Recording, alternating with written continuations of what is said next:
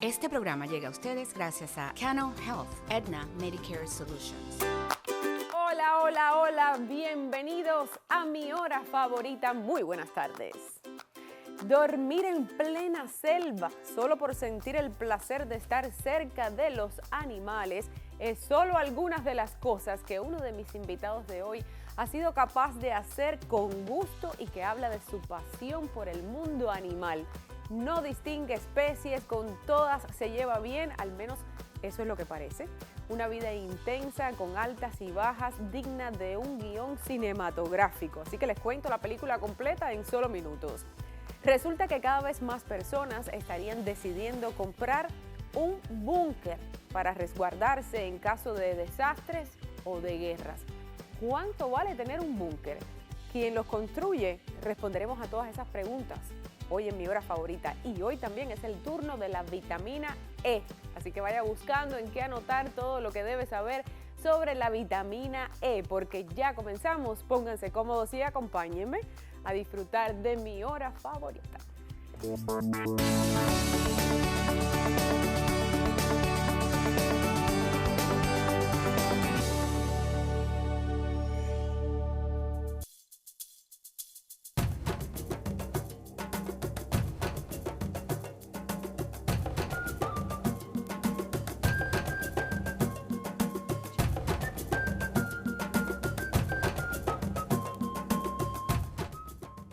Esta ha sido siempre la vida de mi primer invitado de hoy, rodeado de animales. Eso lo llevó a vivir a una reservación seminole en la Florida como un indio nativo más. El cacique de la tribu lo reconoció como uno de ellos y lo llevó a vivir a sus predios. Está con nosotros hoy en mi hora favorita y me da muchísimo gusto verlo después de muchos años, Rey Becerra.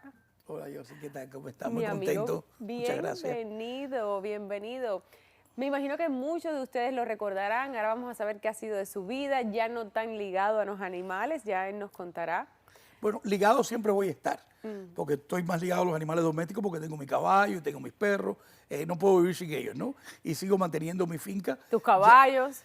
Sí, ya te digo, y tengo mi animal salvaje todavía, que he mantenido, ¿no? Uno que otro. Uno que otro. Como uno que otro. un cocodrilo, una panterita, una pitón, bobería, ¿sabes? Uno que otro. Pero tú sabes que es un récord, es la primera vez en todos los programas que he hecho de televisión, que ya son unos cuantos años, es la primera vez que vengo a un programa sin animal, sin traer un animal conmigo, porque hoy me invitaste, que me alegro muchísimo que tengas este programa. Es que sé que la gente que te ve hoy dirá, Dios mío, ¿dónde ha estado Rey Becerra? Sabemos que un problema de salud, que ahora él nos va a contar dentro de un rato, te ha alejado un poquito de las cámaras, porque tú eres muy mediático. Exactamente. Pero sí. estás bien, gracias a Dios. Y me siento bien, no me quería siento bien. perder esta oportunidad de tenerte aquí conmigo. Gracias, te lo agradezco ¿Te un millón, sientes? porque hay veces que uno extraña esto también, ¿no? Yo fueron muchos años haciendo muchísimos programas, tanto en español como en inglés, pero uno extraña la televisión, el ambiente y hace amistad con esta producción inmensa que hay detrás de la cámara, que uno los extraña como amistades, como te extrañaba a ti, que hace un montón de tiempo que nos veíamos en los pasillos últimamente, no de los canales y eso, pero siempre nos saludábamos y qué sé yo, con mucho. Y aparte de eso, hemos tenido, me acuerdo que le hice el cumpleaños a tu hija, que hablando el otro día, de 9 años. Bueno, ya mi hija tiene 25, Rey. Increíble. Es que el tiempo pasa tan rápido y los hijos crecen tan rápido. Mi hija tenía 9 años cuando decidimos hacer una fiesta, un safari party. Un safari party. Entonces todos los niños se vistieron de camuflaje y allá se apareció Rey con ese camionzón grande. No sé si todavía tienes el de National Geographic. Tu no, gran no camioneta, aquella repleta de animales. Imagínense lo que fue eso para los niños. Y en aquel momento fue un regalo para mi hija que ella nunca va a olvidar. Dice que ese fue su mejor cumpleaños de la vida, imagínate. Increíble. Yo también con mi hija fui en aquel tiempo, que ella tenía más o menos esa edad, a la reservación. Bueno, en realidad fui a una atracción que tienen los seminoles en el área de los Everglades, donde ellos ahí la gente puede ir, o antes se podía ir, antes de la pandemia, me imagino. Están abriéndolo de nuevo, están reabriéndolo de nuevo, Billy Swan Safari. Billy Swan Safari. Ahí llevé a mi hija, cosa que tampoco olvidó en la vida. Y para ver todas las atracciones que ustedes hacían ahí recorriendo la selva de la Florida. y hicimos este recorrido en el airboats, también en camiones, y tú ibas de guía, porque en ese momento ya tú estabas dentro de la reservación Seminoles viviendo con los indios. Exactamente. Y yo no sé si estoy equivocada, pero yo creo que tú eres el único, no sé, tú me dirás, latino, hispano, que ha vivido dentro de una reservación Seminoles sin ser Seminoles, sin tener ninguna, porque tú no tienes ninguna sangre Seminoles. En lo absoluto, en lo absoluto. No, yo tuve la suerte de, a través de los animales, un halcón que tuve muchos años, que sin querer entré a esta reservación sin saber nada de los indios y volé mi halcón, y cuando estaba volando el halcón se apareció el cacique, James Billy, que es el cacique que más tiempo se ha mantenido como cacique de los Seminoles, y me vio allí y me dijo que yo estaba en un lugar donde no podía estar, y yo le expliqué que estaba volando un halcón, que el halcón en ese momento estaba a 2.000 pies de altura, y cuando el halcón, cuando él me pidió que me fuera y él vio regresar este halcón a mi brazo, él se creyó que yo era como un dios, y como si yo fuera alguien especial, porque había podido traer un pájaro de 2.000 pies de altura a la mano, sin él conocer que es una técnica muy antigua, pero bueno, una persona de mente tan abierta como él, que ha sido, para mí, yo creo que es el hombre más inteligente que yo he conocido. Y habrá aprendido mucho de ti. Bueno, y yo de él, para mí es mi gran maestro, es como si fuera mi padre. Pero mire, no sabía que existía un arte que se llama el arte de la cetrería, que es lo que tú hacías con el halcón. Exactamente. Que hicimos un programa, tú y yo, donde fuiste nominada por un Emmy, sí, que verás sobre utilizar la cetrería para controlar las aves en los aeropuertos. Efectivamente, la primera nominación a un Emmy que tuve aquí en este país, trabajando ya como periodista, fue con mi amigo Rey Becerra. Hicimos un reportaje sobre los accidentes de los aviones con las aves y cómo él aprendió en Cuba a utilizar este arte tan antiguo. Exactamente. Que hoy se utiliza en todos los aeropuertos del mundo, y la Fuerza Aérea de los Estados Unidos tiene una academia en Colorado donde enseña a personas a entrenar estos halcones, que es un arte milenario, un arte de la época de Medieval Time. Ajá. Y hoy en día, actualmente sigue siendo la única técnica eficaz para ahuyentar las aves sin tener que destruirlas, y la única forma legal de poder controlar las aves es en los aeropuertos, para evitar los miles de accidentes que suceden a través de todo el mundo, y sobre todo en la Fuerza Aérea, en los aviones de guerra, y en la Fuerza, bueno, hay veces que nos olvidamos este avión que tuvo que aterrizar en el río Hudson.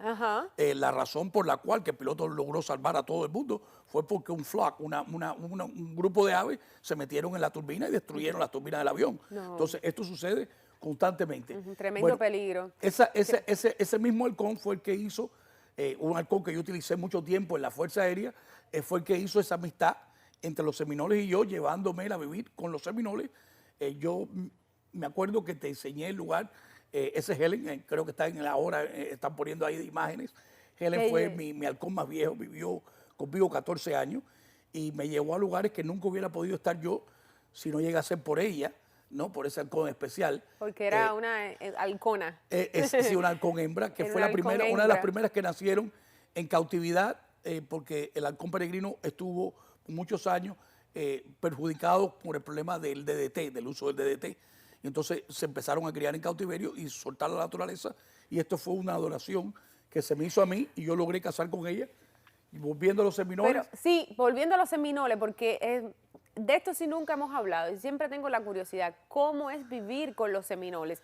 Se dice mucho que los Seminoles, bueno, se sabe que los Seminoles tienen un montón de privilegios aquí en los Estados Unidos sobre el tema de los impuestos, todo esto de lo que reciben por los casinos que tienen, no sé cuántas cosas más. Yo quería que tú me contaras cómo es vivir con los Seminoles y de cuántas cosas tú te beneficiabas también o no. Sí, bueno, sí, claro. Yo me beneficié por casi 25 años de muchísimas cosas, aparte de que me pagaban muy bien, y viví mucho tiempo con una comunidad que con una cultura diferente, pero muy relacionada con la historia, incluso con la historia de Cuba. Hay muchas personas, pudiéramos hacer 20 programas sobre los Seminoles, porque yo me especialicé en la cultura, pero bueno, muchas las cosas que la gente no sabe. Los Seminoles y los Miccosukee, que son dos tribus diferentes hoy en día, se separan única y exclusivamente a través de Fidel Castro, que reconoce a una tribu que no quería estar en ese momento viviendo juntos por un problema de idiomas, porque ellos tienen dos dialectos, y por un problema de política. Y hay mucha gente que no sabe, no tiene idea, que en el año 59, Fidel, los Seminoles, los Miccosukee, que era un grupo, viajaron a Cuba y son reconocidos porque el gobierno americano no lo quería reconocer separados, son reconocidos por Fidel Castro, son invitados a vivir en Cuba. Incluso Fidel construye Guamá para que fuera una villa para que ellos vivieran, los 150 Mikuzukis, y Tallahassee y el gobierno americano se dan cuenta de que por primera vez en la historia de los Estados Unidos, 150 nativos de los Estados Unidos iban a moverse, iban a irse a otro país a vivir porque no eran aceptados, y entonces cuadran con ellos todo y los aceptan como una tribu separada a los seminoles. Pero la historia es la misma. No me digas que los Mikosuki le deben a Fidel Castro que los hayan reconocido aquí. Bueno, yo creo que fue una jugarreta que hizo en ese momento un cacique muy inteligente. Sí, lo nunca he oído. Todo está en el internet, yo lo subí al internet con todos los permisos, fueron recibidos por Camilo Cienfuegos, están todas las fotografías en el año 59. Incluso ellos fueron y participaron en un juego de pelota contra Fidel y contra toda aquella gente que estaban, y le ganaron el juego de pelota. Y después fueron a la primera exhibición que hubo por el 26 de julio, fue que ellos fueron invitados, fueron 9 Mikuzuki, que de los 9 creo que quedan vivos 2 o 3 solamente, pero bueno, eso fue en el año 59, y ahí es donde se separan los Mikuzukis de los seminoles como dos tribus separadas. Sin embargo, una pregunta que te hago, los seminoles viven muy orgullosos de su cultura, igual que los Mikuzukis y de toda su historia, pero seminoles también bien orgullosos de que son los únicos que no han firmado nunca ningún tratado con el gobierno, con ningún gobierno de los Estados Unidos. Exactamente, y esos beneficios que tienen hoy en día se deben precisamente a que lucharon contra el ejército americano por más de 50 años, ganando muchísimas de las batallas. Ellos no ganan la guerra, pero ganan muchísimas batallas, que la primera sucede en el 1817. Para el gobierno americano, para la historia, son 3 guerras separadas, pero los seminoles nunca se enteraron cuando terminaba una guerra y comenzaba la otra. Para ellos fue solamente una guerra desde el 1817 hasta el 1852. Y a partir del 1852 hasta el 1955, estos seminoles sobreviven en los Everglades. Claro, viven ahí en esa zona que no se atreven a entrar, ni ningún ejército se atrevía a entrar ahí. Exactamente. Entonces, una india que se gradúa, que se sale de ahí y se gradúa de college, la primera, Betty Mae Jumper, es la que se entera de que si ella pone un grupo de más de 1.500 indios, si ella logra organizar, ella puede ser reconocida. En el año 1955, los seminoles son reconocidos como una tribu, pero nunca firmaron el convenio de paz con los Estados Unidos.